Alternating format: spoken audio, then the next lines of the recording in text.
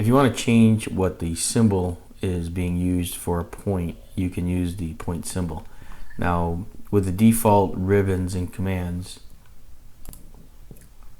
this command isn't currently on a ribbon. So what you want to do is use your F12 key.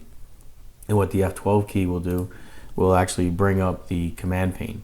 And this will list all the commands within Business Center. So what I can do here is type in point symbol. And as I start typing it in, you'll see that it shows up. So when I click on that, it's going to launch that command.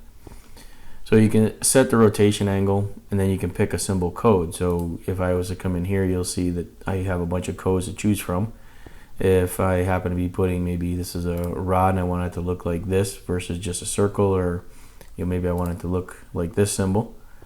Click OK, and that sets in the symbol code. You can set the size, and then you basically pick the point that you want to edit the symbol on. So if I click on this one, you'll see that it changes that point to look like that one. If I do this one, I get the same option there. So you can see I can just come around here and change that one. So maybe this one's a control point and I want that one to be this symbol. So I can click OK to that, and then I can pick that one. So I can have the symbols looking different for the points.